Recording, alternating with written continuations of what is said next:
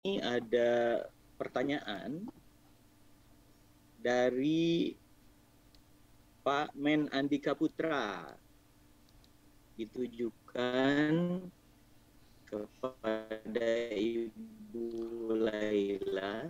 Pertanyaannya, bagaimana memotivasi guru yang di atas umur 50 tahunan untuk belajar menggunakan TIK? Karena guru yang umur 50 tahunan ini kadang kesulitan memahami bagaimana tentang penggunaan TIK, seperti penggunaan Office ya.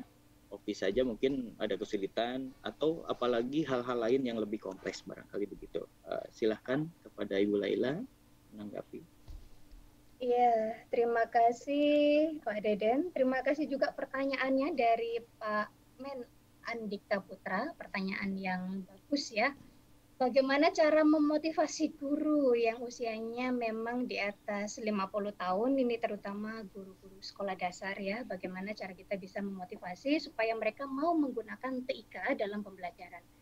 Bapak Ibu, tadi kami sudah menyinggung soal open mind. Jadi bagaimana yang pertama kali yang harus kita lakukan adalah bagaimana membuat guru yang di atas 50 tahun atau Bapak Ibu lainnya yang ingin belajar tentang TIK, kita buka dulu mindsetnya. Kalau memang sudah ada willingness to learn, nanti akan mudah pengetahuan Bapak Ibu, karena memang kemauan untuk belajar itu harus didasari dari diri sendiri dulu gitu ya. Nah, bagaimana sekarang cara sekolah untuk memotivasi? Bapak Ibu, kita kenal ada namanya konsep ICT leadership. Jadi bagaimana kepala sekolah memiliki peran untuk memimpin anggota sekolahnya gitu ya, untuk sama-sama berjuang mengintegrasikan TIK. Jadi memang harus diawali dari istilahnya tokoh seperti itu ya yang ada di sekolah yang disegani. Kepala sekolah bisa sama-sama mengajak guru, mengajak orang tua, dan sebenarnya untuk yang ICT leadership ini tidak hanya kepala sekolah sih ya. Kalau memang ada guru yang memang bisa TIK, nah kita juga bisa mengoptimalkan guru tersebut supaya bisa menjadi pelopor, supaya bisa menjadi penggerak.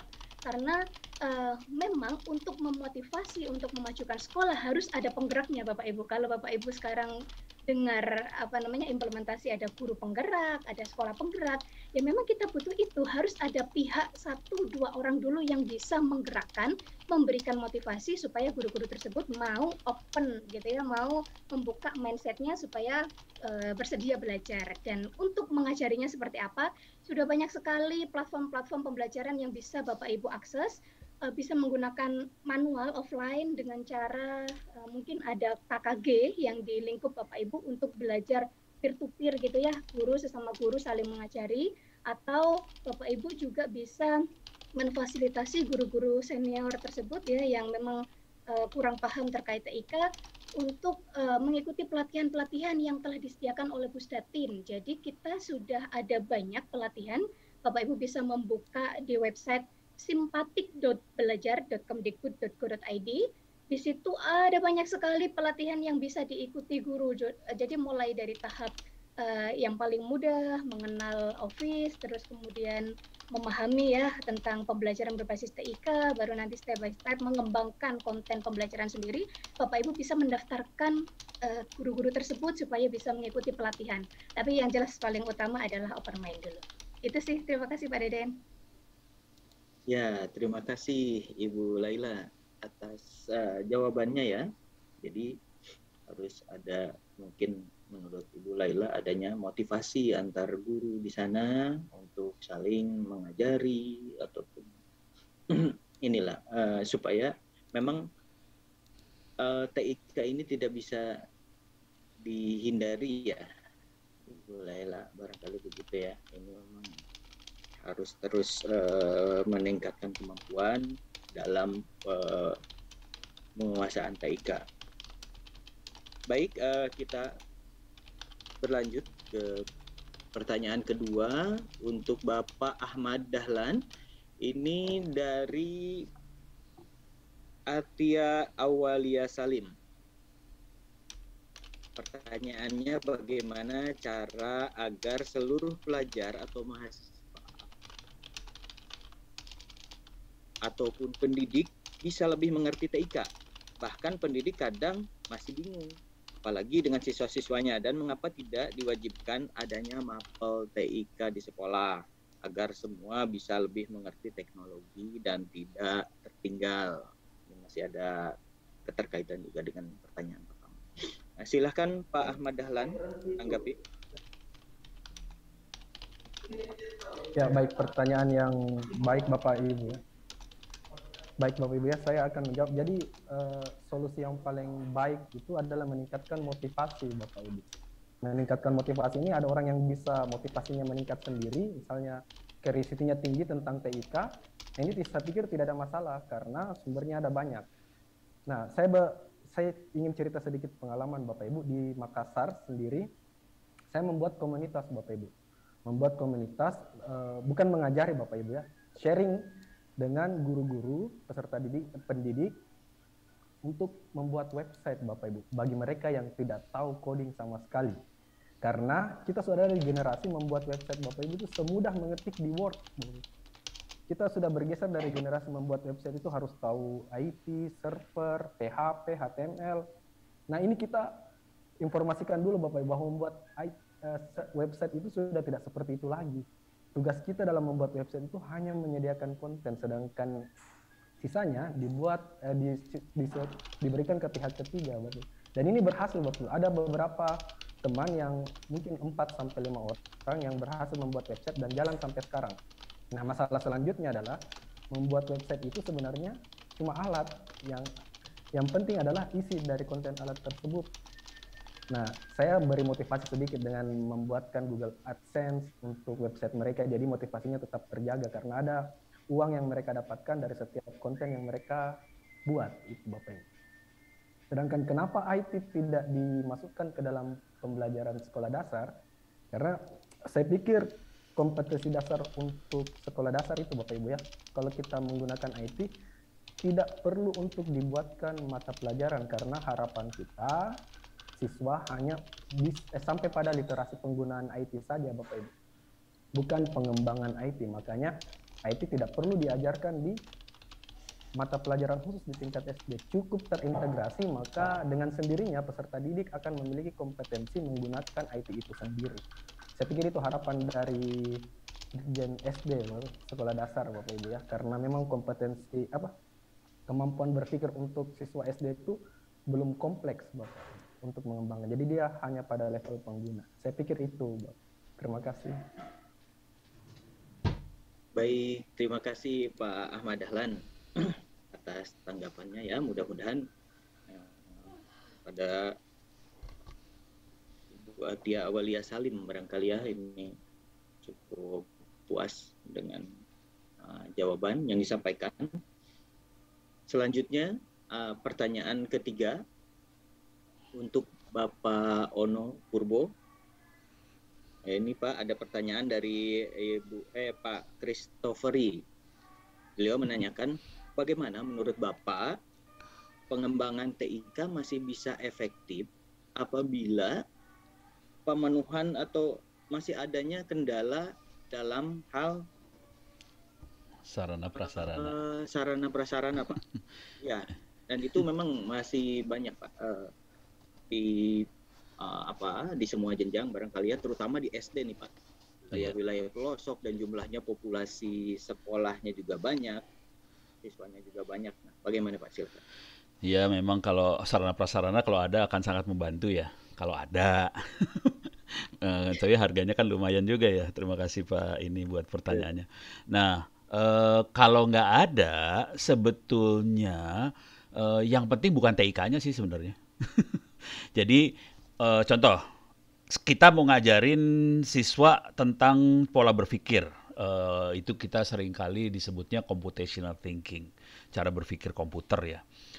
Itu tidak pakai TIK sih sebenarnya. Jadi itu betul-betul pakai fisik kayak kita aja gitu. Contoh, coba Bapak Ibu, coba saya monitoring di chatting ya. Saya akan monitoring di chatting. Saya akan ngasih pertanyaan gini. Coba Bapak Ibu hitung. 1 tambah 2 tambah 3 tambah 4 tambah 5 tambah 6 tambah 7 sampai 200. Bisa hitung cepat nggak? Coba tulis di chatting, rumusnya kayak gimana? 1 tambah 2 tambah 3 tambah 4, 5, 6 sampai 200. Ini belajar pola. Pola melihat masalah sih sebenarnya. Dan ini adalah dasar dari komputer. Jadi bukan masalahnya. Coba ada yang bisa nulis nggak di chattingan? Saya monitoring chatting ya jawabannya. Nggak ada yang bisa nulis ya? Nggak ada yang bisa nulis. Coba Jawaban. Bapak Ibu. Jawabannya nggak ada yang bisa nulis. Sekarang saya kasih jawabannya. 1 tambah 2 tambah 3 tambah 4 sampai 200 ya. Coba perhatikan. 1 tambah ujung-ujungnya saya ambil ya. 1 tambah 200. 201 pasti ya. 2 tambah 199. 201. 3 tambah 198. 201. Jadi kelihatan kalau kita geser 101, nilainya 201 semua. Dan itu bisa jadi algoritma. Jadi pola berpikir seperti itu yang harus kita latih sih. Nah, ini salah 1 plus 200. 1 plus 200 per 2. Iya bener. Wah, Ahmad Dahlan yang jawab. Ya curang pembicara. Nggak boleh, pembicara nggak boleh jawab. Curang. Boleh. Biasa. Oke, jadi pola pikir seperti itu yang harus dikembangkan sih. Jadi kita bisa belajar tanpa alat. Cuman jujur sih, cara saya sama mahasiswa saya belajar sebetulnya lebih banyak kita ngobrol, diskusi. Gitu ya. Jadi kita banyak ngobrol diskusi tanpa TIK-nya. Cuman supaya mereka bisa berkembang caranya adalah buku perpustakaan. Jadi tadi perpustakaan saya totalnya ada sekitar 7 tera sih sebenarnya di rumah dan itu dikopikan di kampus. Jadi mahasiswa saya bisa akses ke ilmunya di perpustakaan tadi di kampus. Dan ini tadi saya juga tawarin ke Bapak Ibu kalau pengen ngopi silahkan. Jadi kalau mau jujur yang penting bukan komputernya atau alatnya sih, buku sama pola ngajar sih, ngobrol, diskusi kayak gitu sih. Jadi saya lebih ke arah itu sih dan itu yang saya praktekkan juga di kampus di sekolah gitu. Saya tambahin sedikit lagi ya. Tadi banyak banget yang nanya bagaimana kita bisa belajar tentang internet offline-nya. Jadi tolong masuk ke situs Open Course, saya ulang lagi, Open Course bahasa Inggris nyambung opencourse.itts.ac.id. Nanti Anda bisa daftar, itu free gratis di situ. Di situ ada kuliah internet offline. Dan ini kuliahnya kami kembangkan buat teman-teman di Universitas Terbuka sih sebenarnya, di UT Universitas Terbuka, supaya mereka bisa ngajarin ke UPBJJ yang ada di daerah di UT. Ada berapa ratus UPBJJ supaya mereka bisa ngasih internet secara offline buat mahasiswa UT. Jadi masalah jaringan ini bukan masalah sekolah-sekolah aja, tapi mahasiswa UT juga punya masalah besar di jaringan. Makanya mereka bikin internet offline ini buat mahasiswa UT. Dan tapi ilmunya saya udah bilang sama UT, ini ilmunya dibuka untuk Republik ya.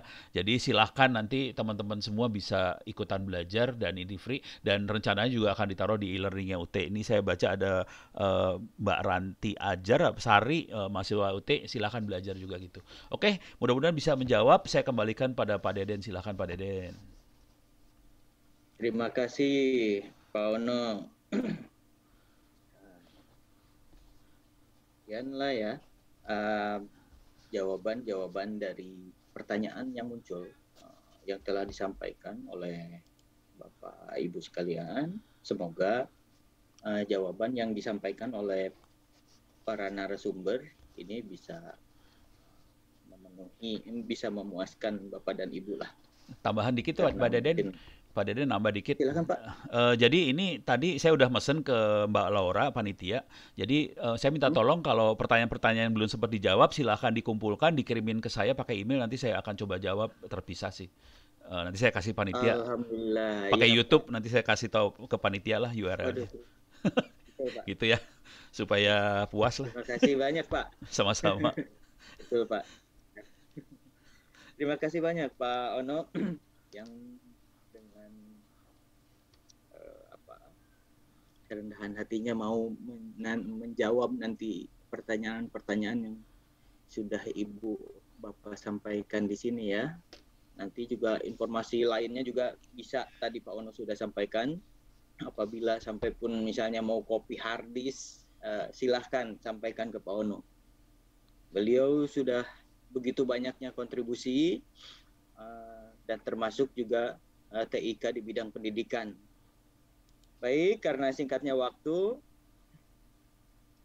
kami ucapkan terima kasih kepada para narasumber yang sudah menjawab pertanyaan-pertanyaan. Nah, sebelum menutup acara pada hari ini, untuk semua pembicara, kami persilahkan untuk memberikan closing statement-nya barangkali singkat saja ya.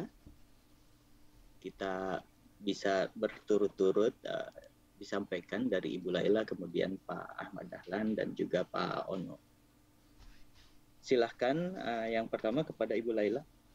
Ya, terima kasih Pak Deden.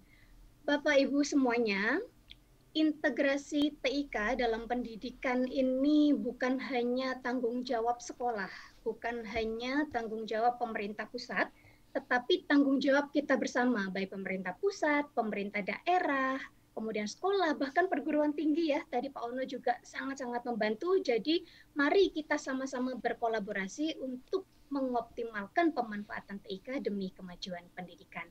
Dan terkait dengan sarana prasarana, Bapak Ibu, ada banyak hal yang bisa Bapak Ibu penuhi dalam artian kebijakan terkait sarana TIK. Bapak Ibu bisa berkoordinasi dengan Dinas Pendidikan setempat karena di sana ada dana alokasi khusus yang memang kita sediakan jika sekolah ingin mengusulkan terkait sarana TIK yang belum dimiliki. Kemudian di Juknisbos, di situ juga ada komponen penggunaan terkait penyediaan alat multimedia pembelajaran. Jadi silakan dibaca kebijakan-kebijakan dari pemerintah, khususnya terkait dengan BOS, dana alokasi khusus juga, karena di sana insya Allah juga bisa sangat membantu sekolah untuk memenuhi infrastruktur TIK. Terima kasih. Baik, terima kasih Ibu Laila. Silahkan dilanjut Pak Ahmad Dahlan. Baik Bapak Ibu. Bapak Ibu, teknologi informasi dan komunikasi itu adalah alat Bapak Ibu. Pendidik adalah kunci pembelajaran sebagai guru. Tidak ada yang lebih mengenal peserta didik selain guru yang mengajar di sekolah Bapak Ibu. Oleh karena itu, jangan mau dipusingkan dengan tata cara penggunaan teknologi yang digunakan dalam pembelajaran. Tapi pilihlah teknologi pembelajaran yang paling Bapak Ibu kuasai untuk digunakan di pembelajaran di kelas Ibu masing-masing. Itu mungkin dari saya, Pak. Baik, terima kasih Pak Ahmad Dahlan. Silahkan lanjut Pak Ono. Terima kasih Pak. Statement. Oke, terima kasih Pak Deden. Saya mikirnya sederhana aja. Saya sangat berharap sekali Bapak Ibu guru di sini bisa memaksimalkan TIK atau apapun itu supaya anak didik kita bisa pinter. Jujur saya ngeri banget ngelihat statistik yang ada hari ini. Jadi kita punya 6 jutaan anak masuk SD, tapi yang berhasil jadi sarjana sekitar 600.000 aja per tahun. Jadi hanya 10% sebetulnya yang dijamin jadi sarjana. Saya ingin itu bisa berubah dan saya berharap banyak ini bisa terjadi karena TIK. Kalau ini terjadi, saya percaya dan saya yakin bangsa ini akan menjadi bangsa yang besar dan kita akan menjadi bangsa yang dihormati di kawasan Asia Pasifik. Terima kasih. Pak Deden, balik lagi. Amin ya rabbal alamin. Terima kasih Pak Ono. Mudah-mudahan harapan kita itu semua terwujud ya.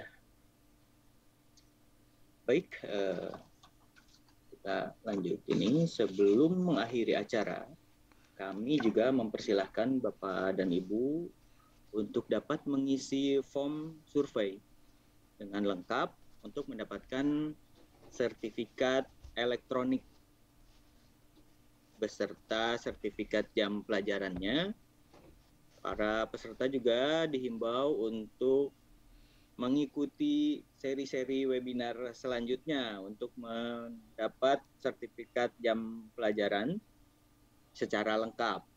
Jadi ini ada bisa diikuti panduan-panduannya Bapak dan Ibu yang kita tampilkan di screen ini. Untuk mendapatkan sertifikat harus ikuti langkah berikut untuk mendapatkan. Pastikan yang pertama Anda sudah melakukan pendaftaran online. Pendaftaran online ini bisa terlihat ya melalui link bit.ly/litdig1709 dengan huruf kecil semua untuk mendapatkan kode tokennya. Kemudian unduh bagian depan sertifikat dengan verifikasi kode token tadi dan mengisi post-test pada link yang disediakan. Selanjutnya unduh bagian belakang sertifikatnya berisi ada uraian jam pelajaran pada link s.id garis miring belakang sertifikat 1709. Nantinya sertifikat elektronik bisa langsung Bapak Ibu unduh atau dikirim via email Bapak dan Ibu. Juga selain itu dapat mengunduh materi narasumber. Ini materi narasumber itu ada di link bit.ly garis miring materi litdig 1709. Jadi tadi selain sertifikat bisa diunduh juga, kemudian materi juga yang disampaikan oleh narasumber silakan melalui link bit.ly garis miring materi litdig 1709. Baik, Bapak dan Ibu, demikianlah apa yang sudah kita lalui webinar Digital Society ini. Mohon maaf sekali karena waktu yang sangat singkat terhadap untuk narasumber yang tidak bisa barangkali ya kesulitan untuk menyampaikan secara keseluruhan materinya dan juga Bapak dan Ibu. Namun silahkan nanti dibaca-baca juga di materi yang sudah disampaikan. Barangkali demikian Bapak dan Ibu. Kegiatan webinar Digital Society yang diselenggarakan oleh Kementerian Komunikasi dan Informatika kerjasama dengan GNLD Siberkreasi dan juga Kementerian Pendidikan, Kebudayaan, Riset dan Teknologi. Terima kasih juga kepada Bapak Jumeri selaku Dirjen PAUD, Dikdas dan Dikmen, dan juga kepada Bapak Semi ya, Dirjen Aptika Kominfo yang telah memberikan sambutan di awal. Demikian, terima kasih atas kehadiran Bapak dan Ibu sekalian. Terima kasih Bapak dan Ibu yang sudah menyaksikan webinar ini. Kami ucapkan selamat siang. Saya Deden Muhyiddin dari Direktorat Sekolah Dasar Kemendikbudristek. Kami undur diri. Mohon maaf apabila ada kekurangan. Terima kasih. Assalamualaikum warahmatullahi wabarakatuh. Selamat siang. Waalaikumsalam. Sambut panggilanmu